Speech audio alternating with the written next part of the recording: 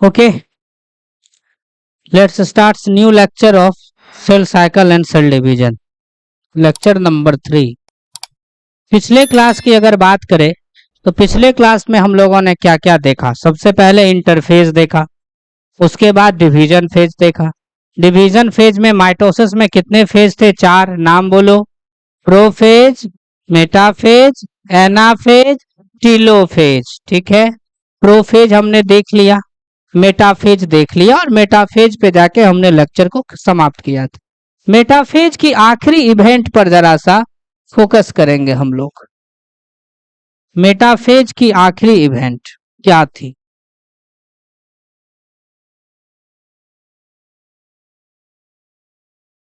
Metaphase, wait,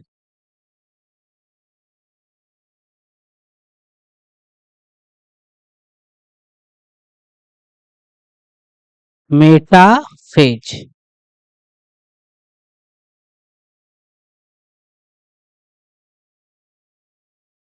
this is a cell, ये एक cell था।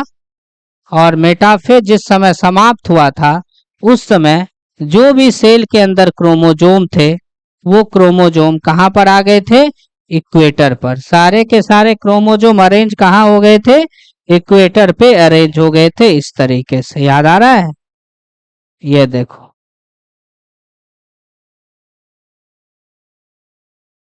क्रोमोजोम अरेंज्ड एट इक्वेटर, ये क्रोमोजोम है।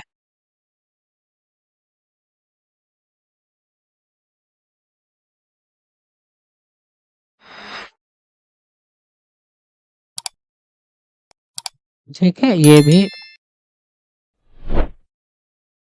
इक्वेटर है।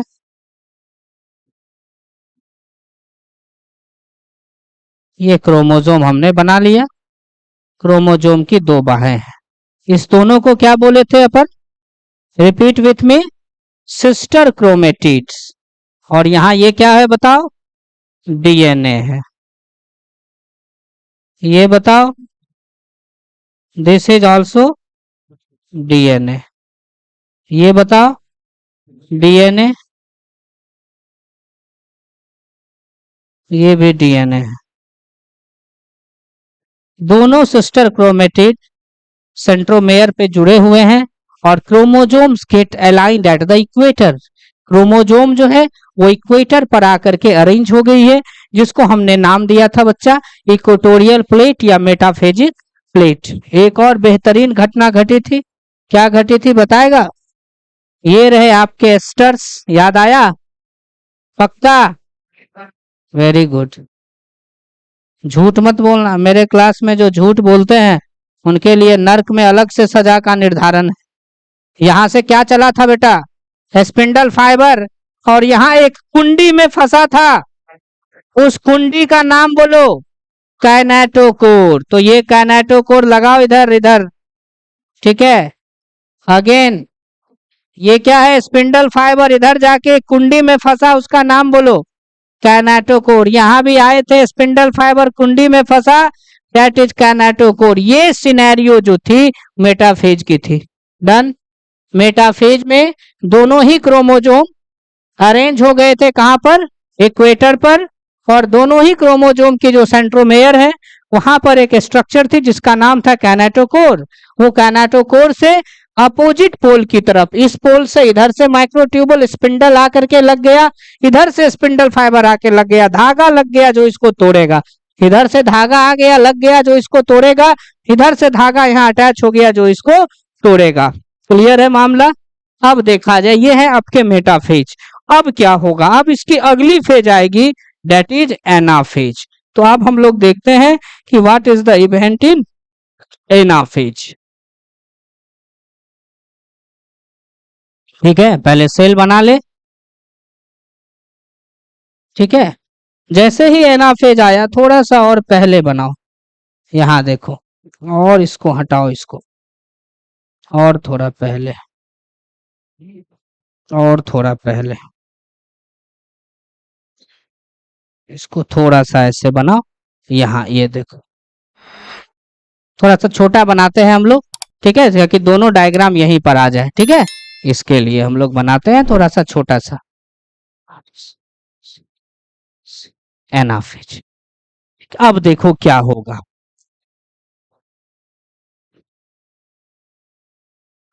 मेटाफेज इधर, एनाफेज उधर। ठीक है, सुनो, मेटाफेज में क्रोमोजोम अरेंज हो गए इक्वेटर पे।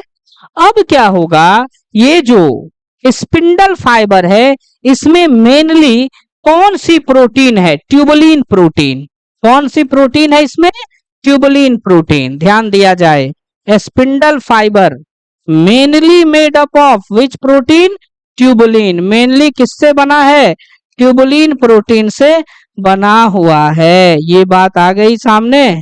अब क्या हुआ, इसमें काइनेटोकोर के पास जो स्पिंडल फाइबर था इसमें डीपॉलीमराइजेशन शुरू हो गया। मतलब ये जो प्रोटीन है, protein is the polymer of amino acid.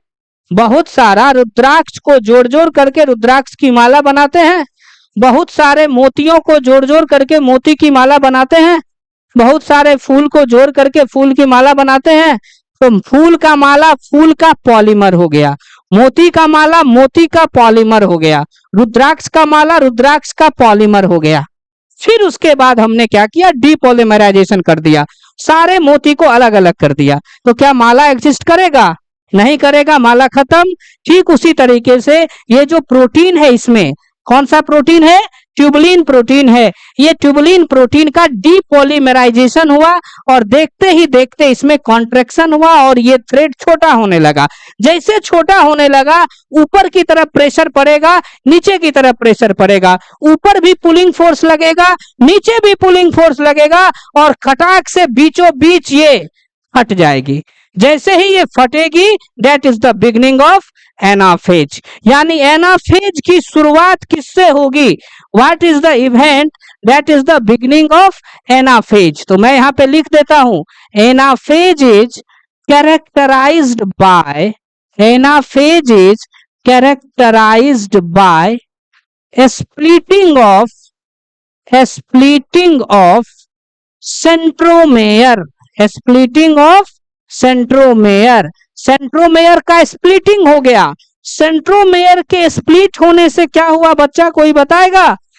जो क्रोमेटिड थे, जो सिस्टर क्रोमेटिड थे, जो अब तक कहां पर अटैच थे, सेंट्रोमेयर पर अटैच थे, वो सेपरेट हो गए। यानी सिस्टर क्रोमेटिड, सिस्टर क्रोमेटिड्स क्या हो गया बोलो, गेट्स सेपरेटेड। सिस्टर क्रोमेटिड्स क्या हो गए, सेपरेट हो गए। Sister chromatids get separated, sister chromatid separate हो गए और ये सेपरेटेड सिस्टर क्रोमेटिड अब ऊपर और नीचे की तरफ मूव करेंगे। तो अगली सीन मैं यहाँ पे बना दे रहा हूं आप सबके सामने, ये देखिए, एक टुकड़ा इधर हो गया सेपरेट होकर के और एक टुकड़ा आपका ये हो गया सेपरेट होकर के।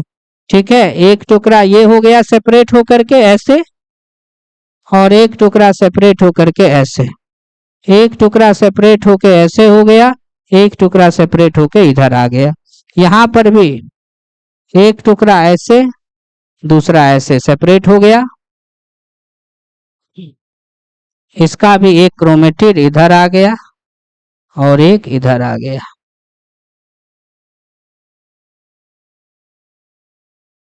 फोन नहीं निकालेंगे, कोई आवाज आ रही है फोन की। ठीक है, तो ये अलग हो गया। अब सबके ऊपर में क्या था बच्चों, मेरे प्यारे प्यारे बच्चों, ये क्या था, डीएनए। सबके ऊपर क्या था, डीएनए। इसके भी ऊपर आ गया डीएनए, यहां भी आ गई डीएनए, यहां भी आ गई डीएनए, यहां भी आ गई डीएनए। तो सारे क्रोमेटिड्स अलग हो गए। इसके बाद इधर आ जाओ, यहां पर क्या था, यहां से निकला था स्पिंडल फाइबर। ठीक है, स्पिंडल फाइबर इधर आ जाओ। अब यहां से ये इसको अटैच किया हुआ है, यहां से ये इसको अटैच किया हुआ है, ये इसको अटैच किया हुआ है, ये इसको अटैच किया हुआ है। ठीक है, डन डन डन। ये क्या है बताओ, कैनेटोकोर कैनेटोकोर कैनेटोकोर।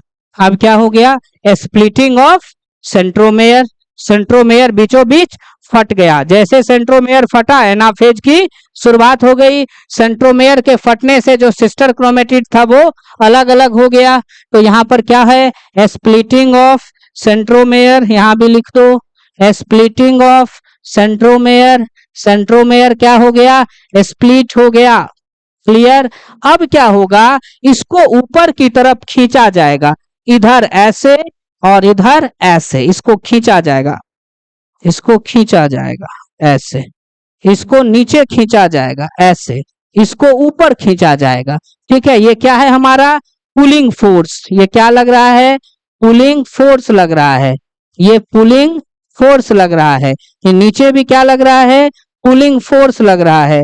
और इस पुलिंग फोर्स से इसको खींचा जा रहा है इधर की तरफ, ऊपर की तरफ, ऊपर की तरफ, नीचे की तरफ।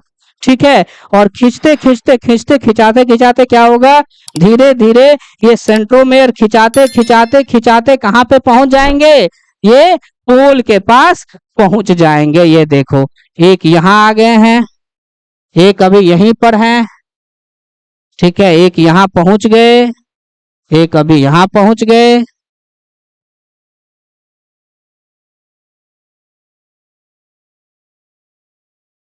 गड़बड़ बना दिए ना, कोई बात नहीं, सब हो जाएगा। ये देखो, देखो ये ऐसे ऐसे, ये ऐसे और ऐसे। ठीक है, अब देखो ये इस तरीके से खींचा गया। ठीक है, सारे के सारे क्रोमेटिड कहां पर पहुंच गए बताओ, मूव करके कहां पर पहुंच गए, पोल पर। Chromatid moves towards opposite pole, chromatid move करके कहां पर पहुंच जाते हैं, अपोजिट पोल पर पहुंच जाते हैं। ये देखो पहुंच गए हैं, अब ये पहुंच गए हैं। अब तुम लोग को लगता होगा कि यार मास्टर यहाँ तो सीधा बनाया, यहाँ तुम टेढ़ा बना दिया। उसका भी कारण अभी मैं आपको बताता हूँ। ये देखो, अब देखो क्या है, सब में कैनेटोकोर बनाएंगे ना, कैनेटोकोर कैनेटोकोर कैनेटोकोर कैनेटोकोर। ठीक है, स्पिंडल फाइबर बनाओगे ना। अब सुनो, धागा इसको खींचेगा। अब याद करो सेल चैप्टर, सेल में आपको बताए थे क्रोमोजोम के डिफरेंट टाइप्स बताए थे, मेटासेंट्रिक, सब मेटासेंट्रिक, एक्रोसेंट्रिक, टेलोसेंट्रिक। जो बच्चे नहीं पढ़े हो वो सुन लो। ये जो सेंट्रोमेयर है इसकी पोजीशन वेरी करती है। कुछ क्रोमोजोम में सेंट्रोमेयर बीच में रहता है, तो कुछ में साइड में, कुछ में एकदम साइड में, कुछ में लास्ट में। ठीक है, तो मान लो सेंट्रोमेयर बीच में है, तो अब इसको यहां से ऐसे करके खींचा जाएगा। ठीक है, इसको मान के चलो खींचा जाएगा। तो अगर इसको खींचा जाएगा तो जहां से सेंट्रोमेयर है वहां से खिंचाओगे तो एक हाथ ऐसे और एक, ये दोनों बाहें हो गई, और ऊपर से इसको खींच रहा है, ये धागा है ब्लैक वाला। ठीक है, ये स्पिंडल फाइबर है, ये इसको खींच रहा है। और ये जो देख पा रहे हो तुम, ये मेरा हाथ है। ठीक है, ये है उसका आर्म। तो ऐसे दोनों बाहें लटकेगी ना, दोनों बाहें लटकेगी। अब मान के चलो कि ये बाह लंबी रहती, तो ये बाह थोड़ी सी लंबी लगती और ये थोड़ा सा अलग लगता, तो इसमें शेप हमें क्रोमोजोम का पता चलता है।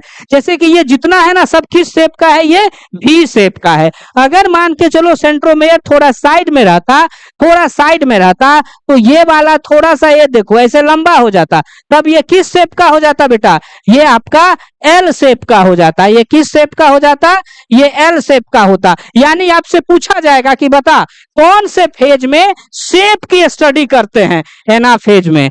जब क्रोमोजोम को खींचा जाता है ना ऊपर की तरफ, तब उसकी शेप का हमें पता चलता है। यानी इस फेज में हम लोग किसकी स्टडी करते हैं, शेप की स्टडी करते हैं। बात आ गई समझ में। उसी तरीके से इधर भी बनाओ, यहां पर भी बना दो। ये तो चलो आ गया एक तरह से यहाँ पे पोल पे। यानी कि क्या हुआ आपका एनाफेज में, क्या हुआ, ये जो आपका क्रोमोजोम था ये माइग्रेट किया कहाँ पर, अपोजिट पोल की तरफ। क्या सभी सारे के सारे क्रोमोजोम पे डीएनए होगा, एकदम होगा, एकदम होगा। अब देखो सेल कितना चालाक है, मैं तुम्हें बताने की कोशिश कर रहा हूं कि सेल कितना तेज है।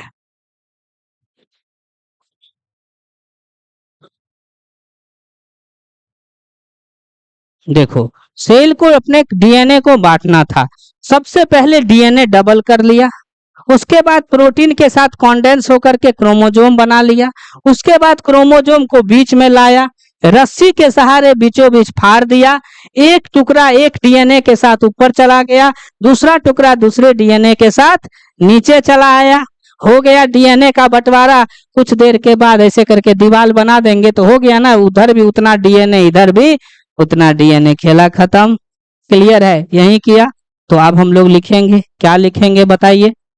Anaphase is characterised by splitting of centromere, sister chromatid gets separated. अगली लाइन हम लोग क्या लिखेंगे?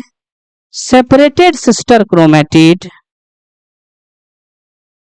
Separated sister chromatids move towards opposite pole. किधर मूव करते हैं? Move towards opposite pole, opposite pole due to pulling force, due to pulling by spindle fibre, pulling by spindle fibre. ये pulling क्यों हुआ है? This pulling is generated, this pulling is generated due to depolymerization of tubulin protein. Tubulin protein के depolymerization की वजह से ये जो आपका पुलिंग फोर्स है, ये पुलिंग फोर्स क्या हुआ है? जनरेट हुआ है। This pulling force is generated due to depolymerization of tubulin protein. Tubulin protein के डीपॉलीमेराइजेशन की वजह से ये पुलिंग जनरेट हुआ है, और इसी पुलिंग फोर्स ने क्या किया है? इसको ऊपर की तरफ खींचा है, इसको भी ऊपर, इसको नीचे, अपोजिट पोल पर पहुंच गया है। जैसे जैसे एंड हुआ, यहां लिखेंगे हम लोग eight the and, eight the and, अंत होते होते सेपरेटेड सिस्टर क्रोमेटिड, जो सेपरेटेड सिस्टर क्रोमेटिड्स होते हैं, जो सेपरेटेड सिस्टर क्रोमेटिड्स होते हैं, रिचेज, वो पहुंच जाते हैं। कहां पर पहुंच जाते हैं? At opposite pole. वो अपोजिट पोल पर क्या होते हैं बच्चों? पहुंच जाते हैं। रिचेज एट अपोजिट पोल, वो अपोजिट पोल पर पहुंच जाते हैं। नेक्स्ट पॉइंट क्या लिखेंगे? Best phase, best phase two study shape of chromosome. Chromosome की शेप को स्टडी करने का सबसे बेस्ट फेज क्या है बता दो? एनाफेज है। डन। अब आपसे देखो यहाँ पे थोड़ा सा मामला फंस सकता है। एनसीईआरटी ने क्या किया? मेटाफेज में हमने क्या पढ़ा था कि अगर मॉर्फोलॉजी को पढ़ना है, क्रोमोजोम के बाह्य बनावट को पढ़ना है, क्रोमोजोम के स्ट्रक्चर को पढ़ना है, तो सबसे अच्छी फेज कौन सी है? मेटाफेज है। डन। लेकिन एनसीईआरटी ने वहीं पर शेप भी लिख दिया है, आप पलट के देख सकते हैं। शेप, स्ट्रक्चर, मॉर्फोलॉजी लिख दिया ना। लेकिन वास्तविकता यही है कि शेप की स्टडी हम लोग करते हैं किसमें? एनाफेज में। शेप की स्टडी किसमें करते हैं हम लोग? एनाफेज में करते हैं शेप की स्टडी। क्लियर है? और स्ट्रक्चर और मॉर्फोलॉजी की करते हैं मेटाफेज में। अब अगर स्पेशली शेप पूछेगा तो एनाफेज टिक करोगे, मॉर्फोलॉजी स्ट्रक्चर पूछेगा तो मेटाफेज टिक करोगे। अगर एक ही बार पूछ दिया मॉर्फोलॉजी स्ट्रक्चर से तो मेटाफेज टिक करेंगे, क्योंकि वो एनसीईआरटी का लाइन है। और गीता, कुरान और एनसीईआरटी पे संदेह नहीं करना चाहिए तब तक जब तक कि पानी सर के ऊपर न चढ़ जाए। ठीक है? तो जब आपसे जैसा क्वेश्चन आएगा वैसा जवाब दीजिएगा। अगर सिर्फ स्ट्रक्चर मॉर्फोलॉजी पूछेगा मेटाफेज, अगर आपसे पूछेगा सिर्फ शेप, एनाफेज में करते हैं स्टडी। और अगर एक ही में पूछ दिया मतलब मॉर्फोलॉजी, स्ट्रक्चर एंड शेप, तो मेटाफेज ही हम लोग टिक करेंगे। तो ये एनाफेज। अब इसमें एक खास बात है जो एनसीईआरटी ने लिखी हुई है, मैं आपको वो बताता हूं। ठीक है? एनसीईआरटी दीजिए, वो मैं आपको बता रहा हूं कि क्या है उसमें लिखा हुआ। एक लाइन है, आप लोग अंडरलाइन कीजिए। देखो, एक लाइन लिखी हुई है पेज नंबर 165 में। एनसीईआरटी लिखती है as each chromosome moves away from the equatorial plate, मेरी ओर देखो, जैसे जैसे क्रोमोजोम इक्वेटोरियल प्लेट से दूर भागता है, मूव करता है, the centromere of each chromosome remain directed towards the pole. ये जो सेंट्रोमेयर है ये किधर डायरेक्टेड है, देखो पोल की तरफ, और जो इसकी बाहें हैं, जो क्रोमेटिड है, वो पीछे लटक रही है, ट्रेल कर रही है। क्लियर है? इस स्टेटमेंट को अंडरलाइन करेंगे और इस स्टेटमेंट को हम लोग लिखेंगे अलग से। ठीक है, एनसीईआरटी पेज नंबर 165, पेज 165। ठीक है, हम लोग लिखेंगे इसको। क्या आ रहा है ना? हाँ सही आ रहा है। हम लोग लिखेंगे इसको एज एनसीईआरटी का line, as each chromosome, as each chromosome, as each chromosome moves towards the, या moves away from the, moves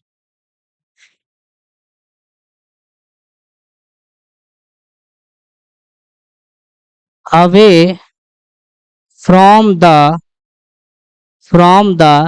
equatorial plate, move away from the equatorial plate, as each chromosome move away from the equatorial plate, the centromere of each chromosome, प्रत्येक chromosome का जो centromere होता है, या बेहतर होगा कहना, अच्छा ये जो क्रोमोजोम की हमने बात की है अभी, जो सिस्टर क्रोमेटिड आपके सेपरेट हो गए हैं, कम टू द पॉइंट, यहाँ पे ये देखो सिस्टर क्रोमेटिड सेपरेट हुए थे, ये सिस्टर क्रोमेटिड सेपरेट हुए, तो यही सिस्टर क्रोमेटिड जो सेपरेट हुए हैं, ये आने वाले नए जनरेशन के सेल का क्या है, यही क्रोमोजोम है। जो सेपरेटेड सिस्टर क्रोमेटिड है that is the chromosome of new generation cell. ठीक है, तो यहाँ पे हम लोग लिखेंगे the centromere of each chromosome is directed towards the pole। Centromere किधर है बताओ, किसकी तरफ है, पोल की तरफ है। एंड और बताओ, आर्म्स ट्रेल बिहाइंड, आर्म्स जो है वो पीछे ट्रेल कर रही है, ऐसा ही कुछ होगा।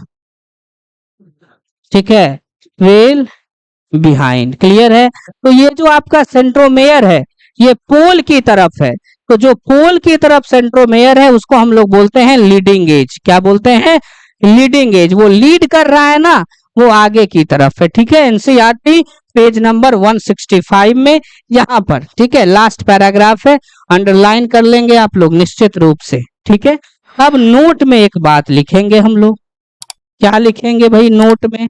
ये जो सेपरेटेड सिस्टर क्रोमेटिड है, this separated sister chromatids, separated sister chromatids are, क्या है ये, are chromosome of new generation cell. जो नई जनरेशन की सेल बनेगी, जो नई डॉटर सेल बनेगी, उसी का ये क्या है बताओ, क्रोमोजोम हुआ। ठीक है ना? अब एक बार फिर से सारे चीजों को एक नजर से देख लेते हैं हम लोग। सबसे पहले कहानी की शुरुआत कहां से हुई है बच्चों बताओ? मेटाफेज से हम लोगों ने आज देखना शुरू किया, यहां से। मेटाफेज में क्रोमोजोम कहाँ अरेंज थे बताओ? सेंटर पे, इक्वेटर पर। उसके बाद क्या हुआ, यहाँ जो ट्यूबुलिन प्रोटीन है उसमें डीपोलिमराइजेशन हुआ और बीचों बीच सेंट्रोमेयर फट गया। आपसे पूछा जाएगा splitting of centromere marks the beginning of anaphase. उसके बाद सिस्टर क्रोमेटिड्स अलग अलग हो गए। ठीक है, यही सिस्टर क्रोमेटिड क्या है, अगले वाले जनरेशन का क्रोमोजोम है ये अपोजिट पोल की तरफ मूव करने लगे। जिस समय इनका मूवमेंट हुआ उस समय क्रोमोजोम लीडिंग एज बनाया, आर्म्स इसका ट्रेल बिहाइंड लटकता रहा पीछे। ठीक है, दूसरी इंपॉर्टेंट बात, यही वो फेज है जब हम लोग क्रोमोजोम के शेप की स्टडी करते हैं। क्लियर? चलिए इसको लिखिए आप लोग।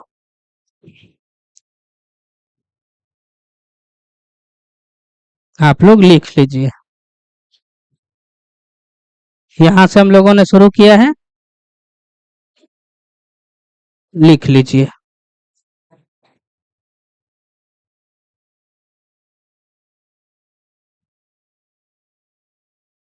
Now come to next stage, telophase.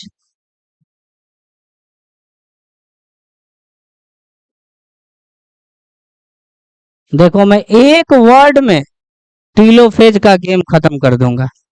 Anaphase में क्या क्या हुआ, लास्ट होते होते क्या हुआ, सिस्टर क्रोमेटिड अपोजिट पोल पर पहुंच गए, यही माना, लास्ट होते होते सिस्टर क्रोमेटिड अपोजिट पोल पर पहुंचे। ओके, अब यहाँ पे देखो क्या कहानी होगी। अब यहाँ टेलोफेज में क्या होना है, टेलोफेज में बेसिकली रिवर्सल ऑफ प्रोफेज, हर वो घटना उल्टी होगी जो प्रोफेज में हुआ था। प्रोफेज में जो हुआ था अब उसका उल्टा घटना यहाँ होगा। ठीक है, प्रोफेज में क्या हुआ था, डीएनए या क्रोमेटिन कॉन्डेंस होके क्रोमोजोम बना था, अब वापस क्रोमोजोम डीकॉन्डेंस होके क्रोमेटिन बनेगा। ठीक है, प्रोफेज में क्या हुआ था, न्यूक्लियर मेम्ब्रेन ब्रेक होना शुरू हुआ था, अब न्यूक्लियर मेम्ब्रेन वापस बनेगा। प्रोफेज में इंडोप्लाज्मिक रेटिकुलम क्या हुए थे, डिजेनरेट हुए थे, अब इंडोप्लाज्मिक रेटिकुलम बनेंगे। क्लियर है? सबसे पहला telophase is reversal of prophase.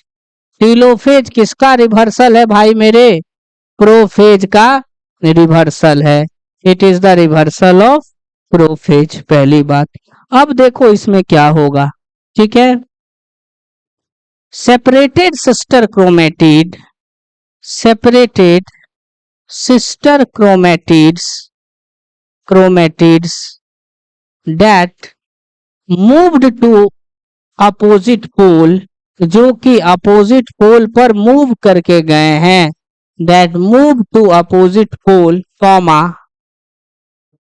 now lose their identity, अब वो अपनी पहचान खो देंगे। लूज देयर आइडेंटिटी क्या होगा, गौर से देखा जाए, ये एक सेल है, दिस इज अ सेल, और इसी सेल में खेला हुआ था, है ना। इसको हम लोग इस कलर से बनाते हैं, ज्यादा अच्छा रहेगा।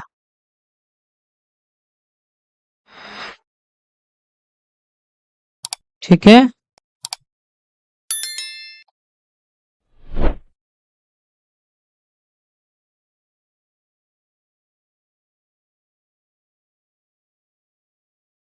चलो अब इस सेल के अंदर क्या हुआ था, यहां पर पहुंच गया है अपोजिट पोल पे, ये तो पता होगा सबको, अभी अभी पढ़ाए हैं। अपोजिट पोल पे आपका क्रोमोजोम पहुंच चुका।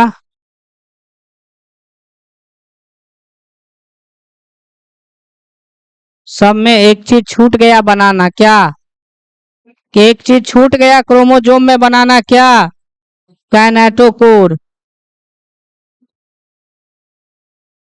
और एक चीज छूट गया बनाना, क्या, यहाँ पे यही ना सब खेला किया है। ठीक है, अब क्या होगा, वो हर कुछ होगा, ये तो लेट एनाफेज था, अब हर वो कुछ होगा जो प्रोफेज में हुआ था लेकिन उसका उल्टा, यानी अब होगा रिवर्सल। किसका भाई मेरे, किसका रिवर्सल, प्रोफेज का। अब होगा रिवर्सल ऑफ प्रोफेज, अब होगा reversal of prophase.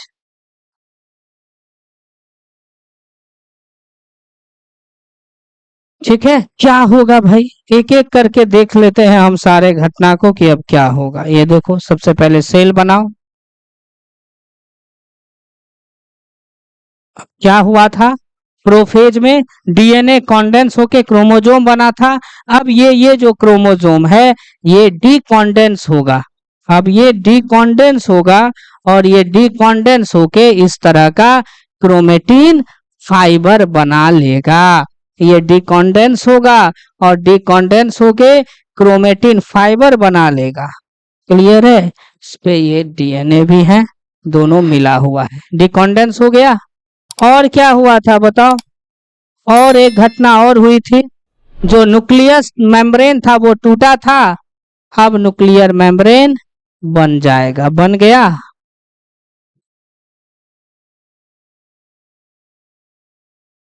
Nuclear membrane बन के तैयार। और क्या हुआ था, इंडोप्लाज्मिक रेटिकुलम डिसअपियर हुए थे, अब इंडोप्लाज्मिक रेटिकुलम आ गए। गोल्जी बॉडी डिसअपियर हुए थे, गोल्जी बॉडी आ गए। न्यूक्लियोलस याद आ रहा है, न्यूक्लियोलस डिसअपियर हुआ था, अब न्यूक्लियस के अंदर न्यूक्लियोलस चला आया, न्यूक्लियोलस चला आया। हर वो घटना उल्टी हुई जो प्रोफेज में हुआ था, इसीलिए इसको बोला गया है रिवर्सल ऑफ प्रोफेज। टीलोफेज में देखो ध्यान से, दो न्यूक्लियस बनके तैयार, यानी न्यूक्लियस का डिवीजन हो चुका है। अब जरूरत है साइटोप्लाज्म को ऐसे बीचों बीच बांट दो, दो सेल बन गया, वही अब हम लोग बांटेंगे साइटोप्लाज्म को। तो क्या क्या हुआ रिवर्सल बताओ, पहला बताओ क्या क्या हुआ। पहला सबसे पहले क्या लिखेंगे,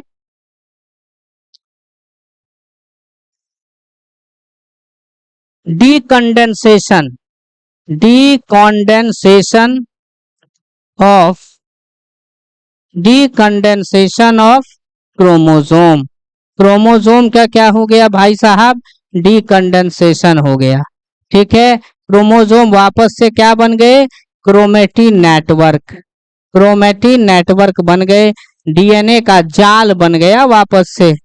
ठीक है, दूसरा बताओ, दूसरा क्या हुआ, nuclear membrane reappear, nuclear membrane वापस से क्या हो गई, रीअपियर हो गई, न्यूक्लियर मेम्ब्रेन रीअपियर। और बताओ क्या हो गया, इंडोप्लाज्मिक रेटिकुलम, गोल्जी बॉडी, ये सब फिर से आ गया, Golgi body and endoplasmic reticulum reappear, फिर से दिखना सेल में शुरू कर दिया। और बताओ क्या हुआ, न्यूक्लियोलस फिर से आ गई, न्यूक्लियोलस, न्यूक्लियोलस रीअपियर, फिर से दिखने लगी।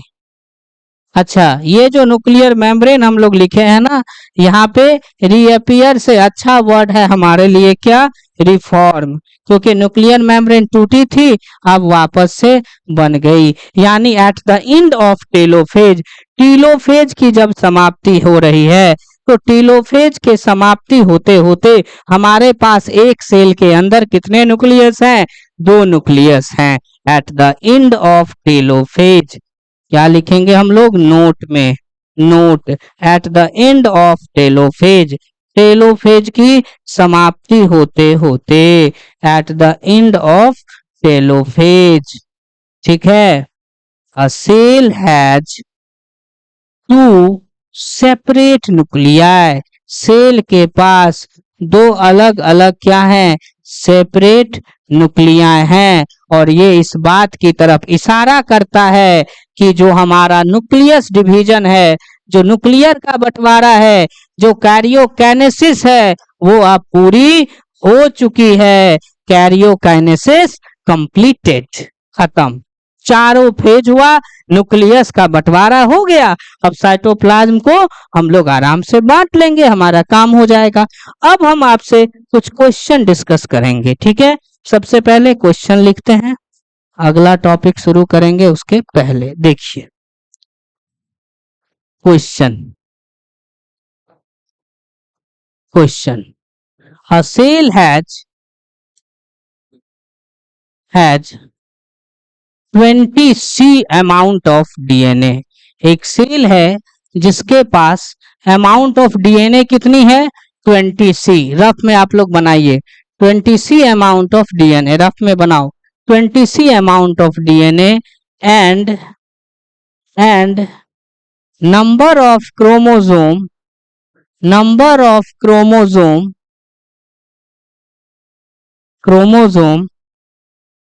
in prophase is 60, ठीक है, 60. What are their respective values? What are their respective values? What are their respective values in G1, S, G2, meta, ana and telophase. Metaphase, anaphase and telophase. Question बनाओ अभी के अभी. चलो बनाओ question.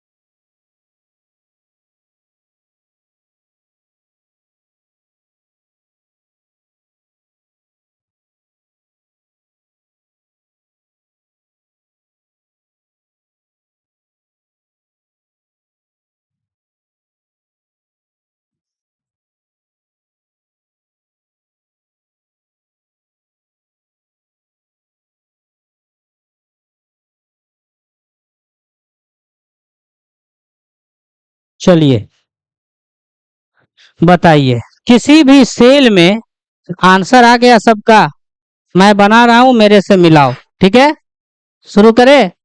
कोई सी भी सेल है, उस सेल में डीएनए है 20C. तो जीवन फेज में स्वाभाविक सी बात है डीएनए 20C रहेगी. और क्रोमोजोम जो है जीवन फेज में, तो क्रोमोजोम एक्चुअली में बेटा बनता ही नहीं है. क्रोमोजोम तो बनेगा प्रोफेज में ना. लेकिन हम लोग उसी को मान लेते हैं, उसी को हम लोग मान लेते हैं कि बाद में इतना बनेगा. ठीक है, तो जीवन के अकॉर्डिंग चाहो तो क्रोमोजोम को छोड़ भी सकते हो, क्योंकि अभी तो क्रोमोजोम बनेगा नहीं. क्लियर है. क्रोमोजोम अपीयर कब होगा? प्रोफेज में ना कंडेंसेशन होगी. तो चलो डीएनए कितना है भाई? ये 20C है. एस फेज में डबल हो जाएगा, तो 20C इंटू 2, तो कितना हो जाएगा बताओ? 40C. यहाँ हो जाएगा 40C, डबल हो जाता है. अब यही 40C यहां रह जाएगा, प्रोफेज में 40C रह जाएगा. ठीक है, अब सुनो, प्रोफेज में जैसे ही आएंगे तो क्रोमोजोम कंडेंस होगा. कितना है क्रोमोजोम? 60. यानी ये 40C को मान लो हम लोग 40 मीटर मान लिए, तो ये सारा डीएनए 60 क्रोमोजोम में क्या है? बटा हुआ है. हमारी डीएनए की लंबाई है 2.2 मीटर. गौर से सुनना, तो ये 2.2 मीटर डीएनए हमारी 46 क्रोमोजोम में क्या है? बटी हुई है. ठीक है, तो ये जो सारा 46 क्रोमोजोम कॉन्डेंस होकर के टोटल 2.2 मीटर डीएनए कॉन्डेंस होकर 46 क्रोमोजोम बना है ना. चलिए, तो ये 40C है, ये 60 है. ठीक है भाई साहब, आगे आ जाओ. मेटाफेज में हम लोग आए. मेटाफेज में भी डीएनए उतना ही है और क्रोमोजोम उतना ही है, लेकिन एनाफेज में बीचों बीच फट गया था. तो एक क्रोमोजोम से दो क्रोमेटिड अलग अलग हो गए थे. वो दोनों क्रोमेटिड आने वाले जनरेशन के क्रोमोजोम है. तो अब क्रोमोजोम की नंबर हो गई 60 गुनी 2 इज इक्वल टू 120. समझ में आई बात? इतना देर क्या था बेटा, इतना देर ये जो 40 मीटर लंबा डीएनए था ये 60 क्रोमोजोम पर था, यानी एक पे डबल था, अब फट गया, अलग अलग हो गया बीच से, तो अब ये 40 जो है 120 में बट गया। एम आई राइट? क्लियर है? उसके बाद टेलोफेज में उतना ही रहेगा 40C और 120। समझ में आई बातें? इसमें अलग अलग हो गया। तो ये आपको याद रखना है डीएनए का मात्रा। हम लोग पूरे सेल में पढ़ रहे हैं, यहां पर क्या होगा, 20 ऊपर 20 नीचे, 60 ऊपर 60 नीचे। तो इसको हम लोग ऐसे करके देखो बना देते हैं कि हमको याद रहे। 40C है तो 20, ठीक है, अलग 20C बटे क्रोमोजोम कितना 60, क्लियर है? और फिर नीचे कितना होगा 20C बटे 60। ये रियलिटी है। ये बात समझ में आई सबको कि बीचों बीच तो क्रोमोजोम फट गया ना, तो जब क्रोमोजोम स्प्लिट हो गया तो एक टुकड़ा ऊपर एक टुकड़ा नीचे, तो आधा डीएनए ऊपर आधा डीएनए नीचे, तो टोटल तो 40 रहेगा, लेकिन 60 पे 20 है, 60 पे 20, 20 20 40 है, 60 60 120। तो ये क्वेश्चन आपसे पूछा जाता है अक्सर, हाँ पूछा जाता है, ठीक है। अगर उतना टफ नहीं देगा तो ये तो जरूर देगा, ये तो एकदम आम रूप पे आम तौर पर आपको मिलेगा। दूसरी बात, अगर मान के चलो ये क्वेश्चन पूछता है G2 में पूछ देता है क्रोमोजोम, हो सकता है ऑप्शन में क्रोमोजोम 60C रहे, तो टिक कर देना, क्योंकि क्रोमोजोम तो अभी बनेंगे नहीं ना G2 में, लेकिन हम लोग मानते हैं कि क्रोमोजोम उतना ही है, ठीक है, उतार लो। तो ये था आपका टेलोफेज, प्रोफेज, मेटाफेज, एनाफेज और टीलोफेज। इसके बाद अब हमारा टॉपिक बच जाता है सिग्निफिकेंस ऑफ माइटोसिस, ठीक है, और बताओ, और साइटोकाइनेसिस, ठीक है। लेकिन अभी आपको एक दो चीज हम इसमें बताएंगे, और पहले इसको लिख लीजिए आप।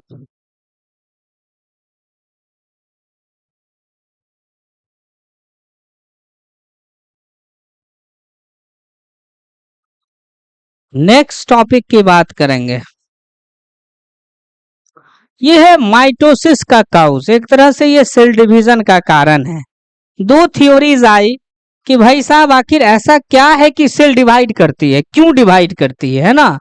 तो इसके पीछे देखो, सबसे पहले कर्ण प्लाज्म थ्योरी आती है, ठीक है, हर्टविग ने प्रपोज किया था इसको, ठीक है। उन्होंने क्या कहा जरा बताइए। एक वर्ड है कैरियोप्लाज्मिक इंडेक्स। कैरियोप्लाज्मिक इंडेक्स को पहले देसी भाषा में समझो। किसी भी सेल के साइटोप्लाज्म में जो एक्टिविटी हो रही होती है, उस एक्टिविटी को कंट्रोल कौन करता है? न्यूक्लियस। न्यूक्लियस की जो कंट्रोल है साइटोप्लाज्म के हरकतों पर, दैट इज कैरियोप्लाज्मिक इंडेक्स।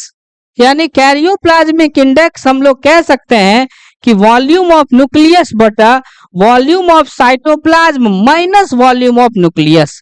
अगर ये सेल छोटी है, ठीक है, ये रहा इसका न्यूक्लियस, ये है न्यूक्लियस, और ये सेल छोटी है, और बाद बाकी जो जगह बच गया ये है इसका साइटोप्लाज्म, ठीक है। अब यही सेल है, इसकी साइज कुछ लम्हों के बाद देखो इतनी बड़ी हो गई, और ये है इसका न्यूक्लियस, ठीक है, ये है इसका न्यूक्लियस। अब जो इसका साइटोप्लाज्म है ये दिखला दो, तुम खुद बताओ। जब छोटा घर रहता है तो सारा काम पापा मम्मी कर लेते हैं ना, जैसे ही घर बड़ा हो जाता है उसके बाद क्या होता है, सारे के सारे काम का बंटवारा हो जाता है ना, क्योंकि घर की सारी एक्टिविटीज को एक गार्जियन अब कंट्रोल नहीं कर सकता है। ठीक उसी तरीके से बच्चों, ये जब सेल छोटी थी तो न्यूक्लियस बड़ा बेहतरीन तरीके से इसके एक्टिविटी को कंट्रोल कर रहा था, लेकिन अब सेल जब बड़ी हो गई है, सेल की एक्टिविटी जब बढ़ गई है, तो न्यूक्लियस पे अच्छे तरीके से इसका कंट्रोल नहीं हो पा रहा है। अब इसकी कैरियोप्लाज्मिक इंडेक्स कम गई। सेल जितनी छोटी होगी उसकी कैरियोप्लाज्मिक इंडेक्स उतनी ज्यादा होगी। इसकी कैरियोप्लाज्मिक इंडेक्स हाई है, इसकी कैरियोप्लाज्मिक इंडेक्स लो है। कैरियोप्लाज्मिक इंडेक्स का मतलब हुआ control of nucleus over the cytoplasm. यहां देखा जाए KI होगा, HIGH हाई है, ठीक है, तो इसी को हम लोग कैरियोप्लाज्मिक इंडेक्स कहते हैं। तो ये जो कर्नप्लाज्म थ्योरी है ये यही हम लोगों को बताती है कि जब सेल का ग्रोथ हो जाता है, ये सेल देखो इसकी कैरियोप्लाज्मिक इंडेक्स लो है, छोटा सेल है, न्यूक्लियस आराम से एक्टिविटी को कंट्रोल कर रहा है, लेकिन अब सेल बड़ा हो गया तो इसका कैरियोप्लाज्मिक इंडेक्स लो हुआ। यहाँ देखो ये हाई होगा ना जी, जो बोलते हैं उसमें यस सर बोल देते हो। ये कैरियोप्लाज्मिक इंडेक्स हाई है क्योंकि सेल छोटी है, साइटोप्लाज्म की बहुत ज्यादा एक्टिविटी नहीं हो रही है। लेकिन अब सेल बड़ी हो गई ना, तो सेल बड़ी हो गई तो उसकी एक्टिविटी, उसका कार्यक्रम भी क्या हो गया, बढ़ गया ना। तो अब न्यूक्लियस अच्छे से एक्टिविटी को कंट्रोल नहीं कर पा रहा है, यानी कि सेल का कैरियोप्लाज्मिक इंडेक्स लो हो गया। यही लो कैरियोप्लाज्मिक इंडेक्स के कारण सेल बट जाती है और अपने कैरियोप्लाज्मिक इंडेक्स को स्टोर कर लेती है। Karyoplasmic index of a small cell is high as they have less cytoplasm. Nucleus efficiently control the activity of cytoplasm. क्योंकि न्यूक्लियस छोटी होती है, सेल छोटा होता है, इसीलिए न्यूक्लियस जो है अपने सारे सेल के काम को कंट्रोल कर लेता है। लेकिन कंपैरेटिवली जब वॉल्यूम बढ़ जाती है तो न्यूक्लियस उतना एक्टिविटी को कंट्रोल नहीं कर पाता और सेल की कैरियोप्लाज्मिक इंडेक्स घट जाती है। इसीलिए अपने मेटाबॉलिज्म को ठीक ठाक करे, इसीलिए सेल बढ़ जाती है। क्या सेल की लाइफ साइकिल, लाइफ स्पैन नहीं होती? होती है, लेकिन ध्यान देने योग्य बातें, लेकिन उसके लाइफ साइकिल की समाप्ति डिवीजन से होती है, नॉर्मली डेथ से नहीं होती है। तो सेल को डिवीजन करने का एक कारण क्या हो गया?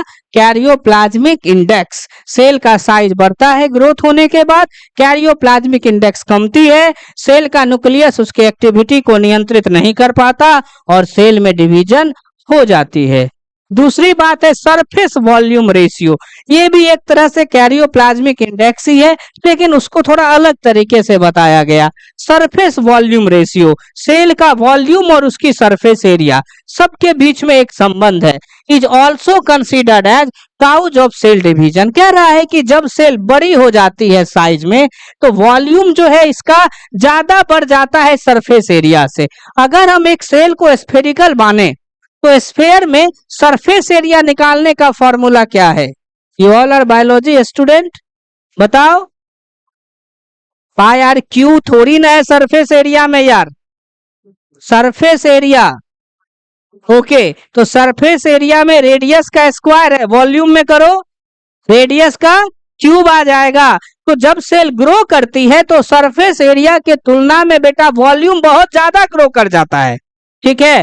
तो यही बात कह रहा है कि जब सेल ग्रो करती है तो volume increases more than its surface area.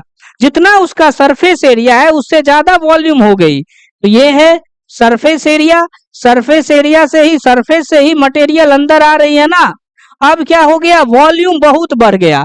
इस वॉल्यूम के बढ़ने से, वॉल्यूम तो बहुत ज्यादा बढ़ गया इसका, लेकिन सरफेस एरिया जो है उतनी ज्यादा नहीं बढ़ पाई है। सरफेस चूंकि उतनी नहीं बढ़ पाई है, इसीलिए मटेरियल उतना नहीं आ पाता है जितना आना चाहिए। मटेरियल का एक्सचेंज जो है वो डिस्टर्ब हो जाता है और इसी स्टेज पर जो है सेल डिवाइड करती है। तो दो थ्योरी है, एक है कर्नप्लाज्म थ्योरी जो कैरियोप्लाज्मिक इंडेक्स को एक्सप्लेन करती है, और दूसरी है सरफेस वॉल्यूम रेशियो। जब सेल बड़ा होता है तो जितना वॉल्यूम बढ़ता है उस हिसाब से सरफेस एरिया नहीं बढ़ पाता। क्लियर है मामला? तो that's about the cause of cell division. Okay, next class में हम लोग बहुत ही खास चीज पढ़ेंगे, कुछ इंपॉर्टेंट पॉइंट पढ़ेंगे जहां से क्वेश्चन पूछे जाते हैं, और माइटोसिस मियोसिस पढ़ेंगे। दोनों का सिग्निफिकेंस पढ़ेंगे। माइटोसिस मियोसिस का सिग्निफिकेंस पढ़ के हम लोग मियोसिस सेल डिवीजन शुरू करेंगे। Okay, thank you.